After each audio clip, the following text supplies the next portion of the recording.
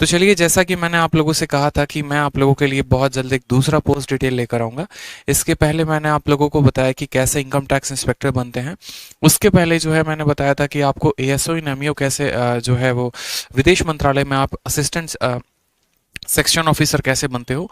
और आज मैं आपको बताने वाला हूं कि आप असिस्टेंट इन्फोर्समेंट ऑफिसर यानी ईडी में कैसे डायरेक्ट एंट्री पा सकते हैं। ठीक, तो जल्दी से मेरी आप सभी से आग्रह है और विनती है और रिक्वेस्ट है कि आप सभी जहां जहां पर हो सके दोस्तों वहां वहां पर इस वीडियो को शेयर कर दीजिए, क्योंकि बहुत ही वैल्यूएबल बात मैं आप लोगों को बताने वाला हूं, एक ऐसी बात जिसकी सच में काफी वैल्यू है और आप सभी जो है इसका इंतजार कर रहे थे। ठीक है, जी हाँ बिल्कुल। तो वीडियो को जल्दी से 1000+ लाइक कर दीजिए और उसके बाद सेशन को भी हर जगह पर शेयर कर दीजिए। तो देखो, ईडी ईडी यानी इन्फोर्समेंट डायरेक्टोरेट। बहुत बच्चों के मन में होता है कि सर ये ईडी पहली बार सुन रहे हैं, ईडी है क्या। ठीक है, हमने सीबीआई सुना है, हमने इनकम टैक्स इंस्पेक्टर सुना है, लेकिन ये ईडी क्या है। तो देखो यार, सिंपल सी भाषा में अगर हम बात करें तो ईडी एक ऐसी एजेंसी हो गई जो बड़े बड़े मनी लॉन्ड्रिंग केसेस में जो है वो रेड डालती हैं। जैसे इनकम टैक्स के जो डिपार्टमेंट हो गए वो छोटे छोटे केसेस में रेड्स डालते हैं, लेकिन जो ईडी है, इन्फोर्समेंट डायरेक्ट है, वो सीधा बड़े लोगों पर रेड डालते हैं। जैसे बड़े पॉलिटिशियंस हो गए, जैसे हमारे जो दाऊद हो गए। ठीक है, दाऊद जो है वो कौन है, डॉन, जो यहाँ से इंडिया के भाग गए कहीं और पे। तो इनके भाई पे, इनके सिस्टर्स पे या बड़े बड़े पॉलिटिशियंस पे जो रेड डलता है वो ईडी का डलता है। एक एक बात हम इस वीडियो में जानने वाले हैं कि ईडी के लिए आपकी एलिजिबिलिटी क्या होनी चाहिए, किस एग्जाम को देंगे तो आप जो है असिस्टेंट इन्फोर्समेंट ऑफिसर बनेंगे।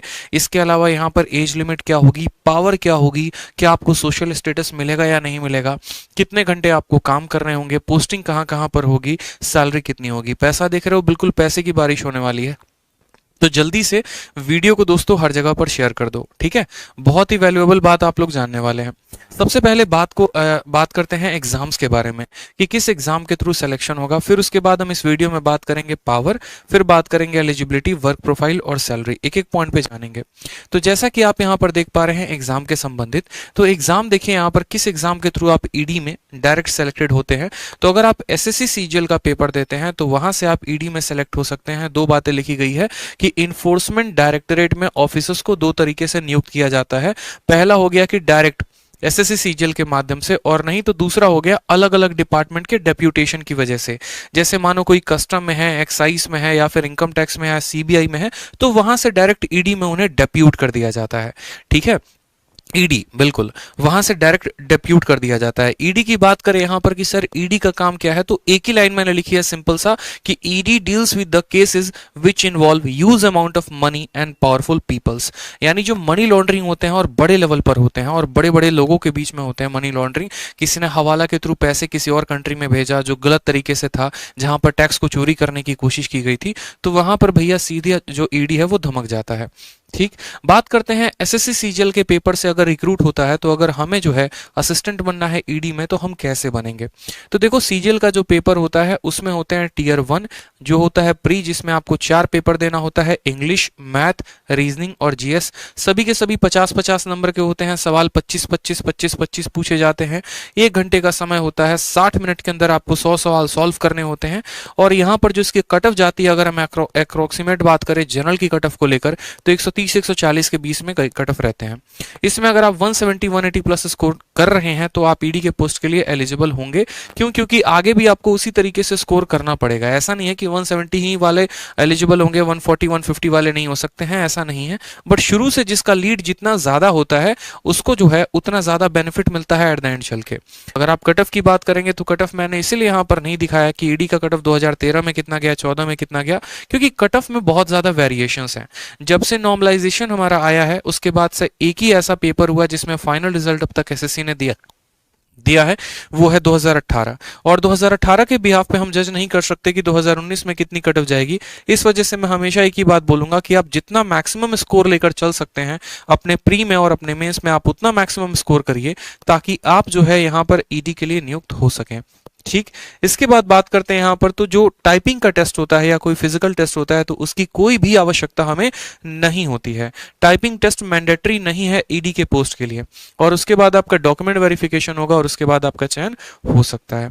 बात करते हैं यहाँ पर लेकर, तो देखो ईडी के छोटे मोटे पावर्स को लेकर बहुत बच्चे कहते हैं कि सर पावर के बारे में बताओ, पावर के बारे में बताओ। तो मेरे भैया, पावर में जानने के पहले सबसे पहले दो तीन बातें जो आप लोगों के मन में सबसे ज्यादा क्वेरी रहती हैं वो ये रहता है कि क्या इसमें इंटरव्यू होता है। हम कह रहे भैया इंटरव्यू नहीं होता है। क्यों? क्योंकि इंटरव्यू का जमाना था बहुत पहले, लेकिन अब इंटरव्यू का जमाना नहीं है।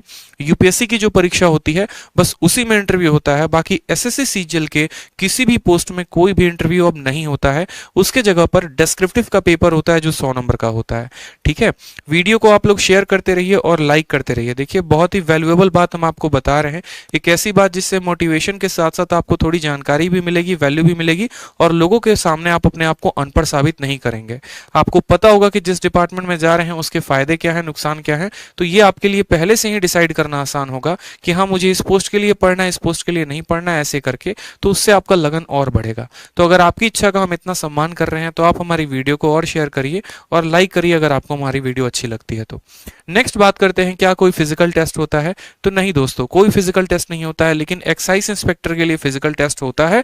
ईडी के लिए कोई भी फिजिकल टेस्ट की आवश्यकता नहीं होती है। ठीक। नेक्स्ट बात करते हैं, क्या टाइपिंग टेस्ट जरूरी है? नहीं मेरे भाई, टाइपिंग टेस्ट जरूरी नहीं है। दूसरा एक स्टूडेंट पूछ रहा है पीडब्ल्यूडी के बारे में बताइए। तो पीडब्ल्यूडी कैंडिडेट्स के लिए ईडी का जो पोस्ट है वो सुटेबल नहीं है। नेक्स्ट बात करते हैं, पावर कितना है? तो देखो खुद सोचो यहाँ पे कि अगर मानो यहाँ पर छोटे मोटे लोगों के लिए जो एक तरीके से छापा है वो किसका पड़ता है? सीबीआई का पड़ता है, इनकम टैक्स का पड़ता है। लेकिन जैसे बड़े लोग हो गए, जैसे मानो कि हम एक तरीके से एग्जांपल ले लेते हैं, प्रियंका वाड्रा के पति, ठीक है, जो भी वाड्रा है मुझे उनका नाम ध्यान नहीं है, तो उनके यहाँ भी जैसे ईडी का बार बार छापा पड़ता है। मतलब सोचो कि कांग्रेस इतनी बड़ी पार्टी है, उसके सचिव जो है वो राहुल गांधी है और उनके घर पर भी ईडी का जो है वो रेड पड़ता है। यानी ईडी छोटो लोगों के घर जो है वो रेड नहीं मारती है। पावर के बारे में आपको थोड़ा और डिटेल में बताऊंगा मैं। इसके अलावा क्या मनी है इसमें? तो बिल्कुल बहुत अच्छा पैसा है, 70,000 से ऊपर आपकी सैलरी है। और इसमें एक स्पेशल इंसेंटिव अलाउंस यानी SIA आपको मिलता है, जो कि सिर्फ और सिर्फ एसएससी सीजीएल के पोस्ट में दो पोस्ट में ही मिलते हैं और वो भी हम आपको डिटेल में बताएंगे। सोशल स्टेटस है कि नहीं है? तो खतरनाक सोशल स्टेटस है, इसकी चिंता आप ना करें। ठीक, नाम सुनते ही लोग समझ जाते हैं कि हाँ भैया अगला बहुत पावरफुल बंदा है और बहुत पहुंच वाला बंदा है। इसके बाद बात करते हैं, कुछ बच्चे कह रहे हैं sir power power power power भी, हाँ बिल्कुल, रॉबर्ट वाड्रा जो भी है, ठीक है, पावर के बारे में। तो सबसे पहले मैं आपको अभी रीसेंट के आर्टिकल्स दिखा रहा हूं, ठीक है, और भी बहुत सारे आर्टिकल्स थे लेकिन अभी रीसेंट में सिर्फ 3 दिखाए। 15 फरवरी 2022 का आर्टिकल, 18 फरवरी 2022 का आर्टिकल, 4 फरवरी 2022 का आर्टिकल, ये हमारे न्यूज के हैं। इसमें अगर आप देखेंगे तो लिखा हुआ है ईडी ने रेड किया है किसके? दाऊद इब्राहिम के सिस्टर के घर के तरफ, ठीक है, घर के तरफ नहीं, घर पे, मनी लॉन्ड्रिंग के केस में। इसके अलावा ईडी ने अरेस्ट किया है किसके? उसके जेल्ड ब्रदर इकबाल कसकार को मनी लॉन्ड्रिंग के केस में। ईडी ने जो है वो अरेस्ट किया है पंजाब के सीएम के नेफ्यू के ऊपर मनी लॉन्ड्रिंग के केस में। यानी आप यहां पर देखें तो किसी भी छोटे पर्सन या छोटे पर्सनालिटी के ऊपर ईडी का रेड नहीं होता है। ईडी का रेड सीधा का सीधा बड़े लोगों के ऊपर होता है। एग्जाम्पल के तौर पर आप अभी जैकलिन फर्नांडिस का भी केस देख सकते हैं, जहां पर सीधा जो है वो ईडी के शिकंजे में आई हैं और बार बार उनको पूछताछ के लिए ईडी के दफ्तर जाना पड़ रहा है। बड़े बड़े स्टेट्स हो गए, उनके सीएम्स हो गए, या अलग अलग पॉलिटिकल पार्टीज हो गए जिनके बड़े लीडर्स हो गए, ईडी का रेड सीधा उनके ऊपर पड़ता है। और ईडी का रेड अगर यूं समझ लो, ईडी का रेड पड़ा है तो कम से कम 100 करोड़, 150 करोड़, 200 करोड़ से ऊपर का मामला होगा। इसमें बच्चे पूछेंगे भी कि सर ईडी जो है वहां पर रेड जो पड़ती है वो कितने करोड़ तक किस पोस्ट के लिए जो है जाते हैं। एक एक बात हम आपको बताते चलेंगे, आप चिंता ना करो। ठीक, उसके बाद बात करते हैं एलिजिबिलिटी को लेके कि सर इतना अगर मजा आ रहा है ईडी के पोस्ट के बारे में जानने में, और ईडी जो है सर इतनी बड़ी डिपार्टमेंट है, इतना बड़ा उसका वैल्यू है, तो यहाँ पर हमें एलिजिबल कितना होना पड़ेगा? तो जैसा कि मैंने आपको कहा, अगर आप एसएससी सीजीएल का पेपर देते हैं तो वहां से आप असिस्टेंट इन्फोर्समेंट डायरेक्टर बन सकते हैं, डायरेक्टरेट। इसके लिए आपको क्या होना पड़ता है? सीजीएल के पेपर देने के लिए आपको ग्रेजुएट होना पड़ता है। तो यानी हम यूं कह सकते हैं कि ईडी में अगर हमें असिस्टेंट बनना है तो हमें ग्रेजुएट होना पड़ेगा और 30 साल तक के उम्र की तरफ जो है आप यहाँ पर अप्लाई कर सकते हैं। इसके अलावा जो है आपको एजेस का भी फायदा मिलता है कोटा के अकॉर्डिंग। जैसे मानो कि ओबीसी को 2 साल का रिलैक्सेशन हो गया, इसी तरीके से एससी एसटी को भी रिलैक्सेशन हो गया, तो एज रिलैक्सेशन भी कोटा के अकॉर्डिंग मिलता है, तो उसकी कोई परेशानी नहीं है। नेक्स्ट बात करते हैं वर्क प्रोफाइल को लेकर, जहां पर सबसे बेसिक इंटरेस्ट आता है कि सर ईडी कह रहे हो आप, बार बार रेड वाले टर्म्स यूज कर रहे हो, क्या हमेशा हमें फील्ड जॉब ही करना पड़ेगा या इसमें डेस्क जॉब भी है? अगर मुझे यूपीएससी की प्रिपरेशन करनी है तो क्या मेरे लिए ईडी का पोस्ट सिलेक्शन सही रहेगा? 100 तरह के मेरे भाइयों के बीच में डाउट आता है, सर मैं एक लड़की हूं, क्या मेरे लिए ईडी का जो पोस्ट है वो सही रहेगा? सब बताऊंगा मैं आपको एक एक बात करके, समझिएगा।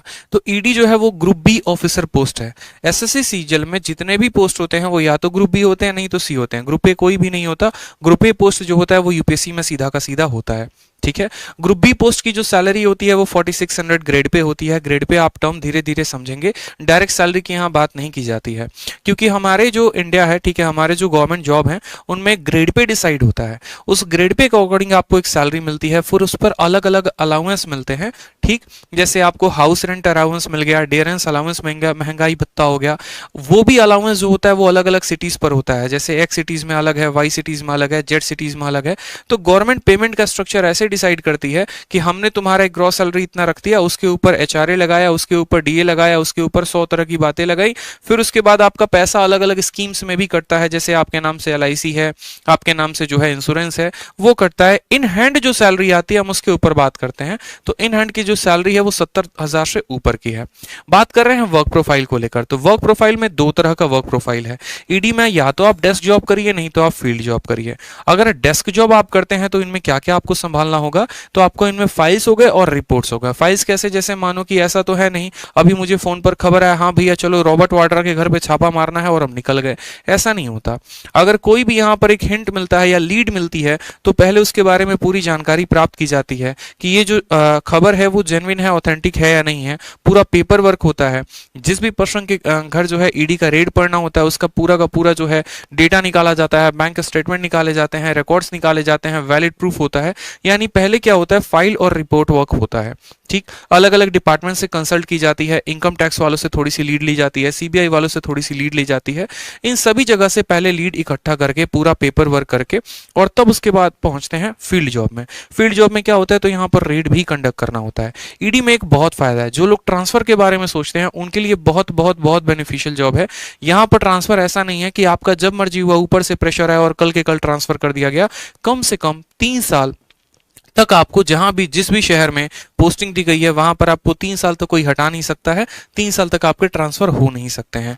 जैसे अगर यहाँ पर वर्क के लोकेशन की बात करें तो जैसे ईडी का हेडक्वार्टर कहाँ पर है, न्यू दिल्ली में है। अलग अलग इसके रीजनल ऑफिसेज हैं और जोनल ऑफिसेज भी हैं, सब जोनल ऑफिसेज भी हैं। तो इनके जो ऑफिसेज है वो काफी लिमिटेड हैं, इस वजह से यहाँ पर ट्रांसफर ज्यादा नहीं होते और जो भी ट्रांसफर होते हैं वो कम से कम 3 साल तक वैलिड रहते हैं। 3 साल तक आपको वहां से कोई हटा नहीं सकता है। नेक्स्ट बात करते हैं वर्किंग आवर्स को लेकर। बच्चे पूछते सर कितने घंटे काम करने पड़ेंगे? दोस्तों बहुत अच्छा आप लोग काम कर रहे हैं, जल्दी से 1000+ लाइव स्टूडेंट भी कर दीजिए और 1000 लाइक भी कर दीजिए, हम लोग बहुत करीब हैं। आगे जो बात बताने वाला हूं वो और इंटरेस्टिंग बात है और इंपॉर्टेंट बात है, ठीक है। तो वीडियो को लाइक शेयर करते रहें। यहां पर बड़े अच्छे तरीके से देखिए, आप बाद में इसकी पीपीटी भी डाउनलोड हमारे टेलीग्राम से कर सकते हैं और जितनी बातें मैंने लिखी हैं उनको आप पढ़ सकते हैं, समझ सकते हैं अच्छे से। तो यहां पर सबसे पहला बात जो मैंने कहा, यहां पर घंटे कितने घंटे काम करने होते हैं, तो 9 to 5 की जॉब होती है। देखो क्या होता है कि जितने मेरे भाई जो आगे तैयारी करने की सोचते हैं, सर हमें यूपीएससी की तैयारी करनी है या आगे चलकर हमें बीपीएससी की तैयारी करनी है या पीसीएस की तैयारी करनी है, स्टेट पीसीएस की, या फिर DSSS या अदर एग्जाम्स की तैयारी करनी है, तो वो ऐसा सोचते हैं कि यार एसएससी सीजीएल से हमें एक ऐसा जॉब मिल जाए जिससे हमारा वर्क लाइफ बैलेंस बड़ा मेंटेन रहे। या अगर जॉब नहीं भी करनी है तो लड़कियां सोचती हैं कि यार हमें जो है एक कंफर्टेबल जॉब मिले कि हम 9 से 5 तक ऑफिस जाएं और 5 बजे आने के बाद हमें कोई फोन ना आए। तो ऐसा ईडी में नहीं है, ठीक है। सेंट्रल सेक्रेटेरिएट वाली जो जॉब हो गई वो शानदार है, उसमें 9 to 5 की जॉब है, सैटरडे संडे ऑफ रहता है। मिनिस्ट्री ऑफ रेलवे हो गया, उसमें 9 to 5 की जॉब रहती है, सैटरडे संडे ऑफ रहता है। लेकिन ईडी में जब तक आपको ऑफिशियल ऑफिस का वर्क दिया जा रहा है तब तक तो आप 9 से 5 तक की ड्यूटी,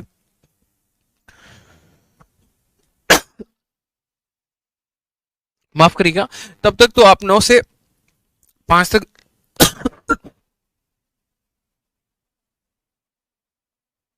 तब तक तो आप 9 से 5 तक की ड्यूटी में जाएंगे, लेकिन जैसे आपको फील्ड जॉब मिलता है, जैसे आपको ग्राउंड में रेड कंडक्ट करने के लिए जाना होता है, उस समय आपका शेड्यूल जो है वो हेक्टिक हो जाता है। हो सकता है वो रेड रात में मारने जा रहे हो सकता है वो रेड जो है आप दिन में कंडक्ट करने जा रहे हो, सैटरडे को भी हो सकता है, संडे को भी हो सकता है। तो उसमें आपको सीनियर को असिस्ट करना पड़ता है इसमें, और उसकी कोई टाइमिंग नहीं होती है। नेक्स्ट बात करते हैं ट्रांसफर को लेकर। तो ट्रांसफर के बारे में मैंने पूरा बात बताया यहाँ पे कि जनरली जो ट्रांसफर डन होते हैं वो दो सर्कमस्टांसेस में होते हैं। अगर आपके खिलाफ कोई एलिगेशन लगा है तो उस बिहाफ पर होगा, नहीं तो अगर आप चाहते हैं तो उस बिहाफ पर होगा, लेकिन कम से कम तक 3 साल तक आप उस जगह पर पोस्टेड होंगे। ठीक है, तो नेक्स्ट बात करते हैं यहां पर सैलरी को लेकर। सैलरी के लिए काफी बच्चे एक्साइटेड हैं काफी बच्चे जो है वो सैलरी को लेकर एक्साइटेड हैं। सैलरी के बारे में समझो, बहुत इंपॉर्टेंट बात, जैसा कि मैंने कहा यहां पर जो सैलरी होती है ना, राइट नाउ जो अभी सैलरी मिल रही है वो 70,000 प्लस मिल रहा है, मतलब 70,000 से ऊपर की तनख्वाह। ठीक है, और ये जो है इतना आपके हाथ में आएगा कट छट कर, जो कि प्रोविडेंट फंड और अलग अलग स्कीम्स होते हैं उसमें कट छट कर आपके हाथ में स्पेशली अभी 70,000 प्लस आ रहा है। ठीक, यानी अगर 3 महीने की सैलरी अगर हम काउंट करें तो 2,10,000 रुपए आराम से लाखों रुपए में खेलोगे। इसमें जो इंपॉर्टेंट पॉइंट है वो है SIA, स्पेशल इंसेंटिव अलाउंस, जो कि 20% मिलता है। और ये 20% किसका होता है, तो आपके ग्रॉस सैलरी का, जो मतलब आपका एक तरीके से रॉ सैलरी है उसका 20%, 8,980 रुपए। और ये SIA किस में मिलता है, तो special incentive allowance is only for CBI and enforcement directorate, ED। क्यों इसी दो पोस्ट में मिलता है, क्योंकि ये दो पोस्ट होते हैं थोड़े से रिस्की होते हैं। जैसे कि मैंने आपको CBI में ही बताया था कि CBI में 12 महीने की जगह पर 13 महीने की सैलरी मिलती है। ठीक, बाकी सभी जॉब्स में 12 महीने की सैलरी मिलेगी, लेकिन CBI में 13 महीने की मिलती है, और SIA भी मिलता है। उसी तरीके से आपको जो ED हो गया दोस्तों, इस ED में भी आपको जो है स्पेशल अलाउंस मिलता है, ध्यान रखेंगे। ठीक है, तो ये थोड़ा सा आपकी सैलरी को और बढ़ा देता है बाकी पोस्ट की तुलना में। जैसे मुझे भी अपना पोस्ट प्रेफरेंस भरना था, तो मैंने भी अपने पोस्ट प्रेफरेंस में 3rd नंबर पर ED ही भरा था। तो ED जो होता है वो काफी अच्छा तरीके से जो है बढ़िया जॉब हो जाता है। इसके पर्क्स के बारे में बात करें कि सर क्या क्या फायदे हैं, ED में जॉब करने के क्या क्या फायदे हैं, हमें क्या क्या बेनिफिट मिल सकता है। तो advantages of SSC CGL assistant enforcement officer, यानी AEO के डेजिग्नेशन पर अगर आप लगते हैं तो इसके क्या क्या एडवांटेजेस हो सकते हैं। सबसे पहली बात, आपको बड़े बड़े शहरों में काम करने का मौका मिलेगा। क्यों, क्योंकि जो ED है वो बहुत बड़ी डिपार्टमेंट है और ये छोटे छोटे शहरों में तैनात नहीं होते। एग्जाम्पल के तौर पर जैसे बिहार का मानो चंपारण हो गया या ये सब हो गए, इन जगहों पर आपको डिप्यूटेशन नहीं मिलेगा, कुछ बड़ी सिटीज में ही मिलेगा, जैसे मुंबई हो गया, दिल्ली हो गया, कोलकाता हो गया, बैंगलोर हो गया। तो यहां पर बड़े शहरों में जो है आपको काम करने का मौका मिलता है। दूसरी बात, transfer takes place only after 3 years. चाहे आपके ऊपर एलिगेशन लगा है या फिर आपका खुद का भी इच्छा है, तो कम से कम 3 साल के बाद ही आपका ट्रांसफर किया जा सकता है। जिस जगह पर आपकी पोस्टिंग हो गई उस जगह पर आपको 3 साल तक मेंटेन रखा जाता है इस जॉब में। नेक्स्ट बात करते हैं यहां पर, तो large amount of money dealing per day. यहां पर आप 100 रुपया 200 रुपया का बात नहीं करते हो, 1000 लाख की भी बात नहीं करते हो, सीधी जो बात होती है वो करोड़ों में होती है और कई करोड़ में होती है। 100 करोड़ 200 करोड़ 300 करोड़ इतने इतने के रेट्स के अमाउंट्स होते हैं और उनमें हम डील कर रहे होते हैं चीजों को लेकर। नेक्स्ट बात करें यहां पर, तो पावर बहुत ज्यादा होती है। अगर हम ED को कंपेयर करें, ED हो गया, इनकम टैक्स इंस्पेक्टर हो गया, CBI हो गया, तो तीनों में जो सबसे पावरफुल है वो हमारा ED है।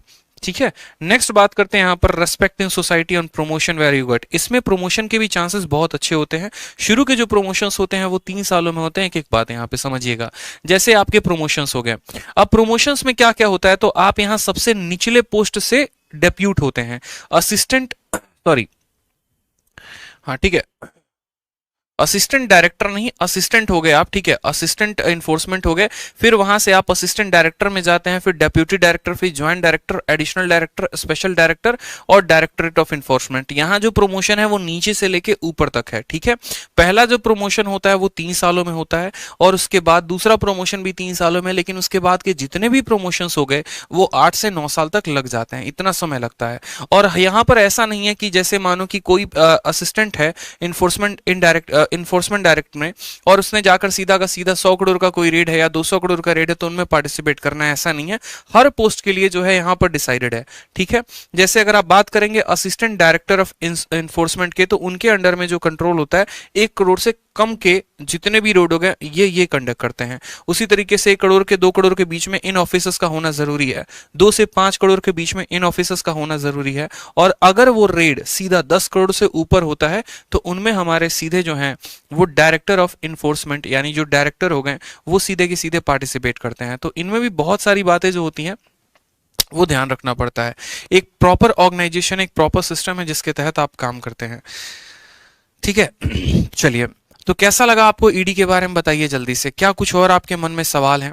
ठीक, बताइए, क्या कुछ और आपके मन में सवाल है? बताइए। पैसा बहुत है, बिल्कुल पैसा बहुत है। मैं बार बार आप लोगों को एक बात कहता हूं कि देखो यार, जिंदगी आगे चलकर बहुत खूबसूरत होने वाली है, बस आप एक बार मेहनत तो करो।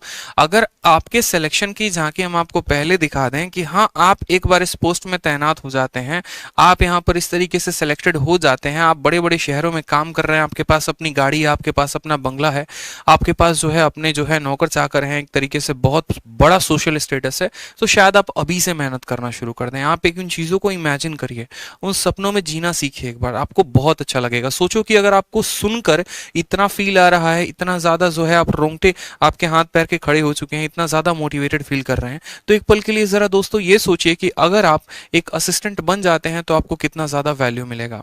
आप अपने समाज में, आप अपने दुनिया में, आप अपने घर में एक बहुत बड़ा, आप अपने कंट्री में एक बहुत बड़ा मैसेज जो है वो दे सकते हैं।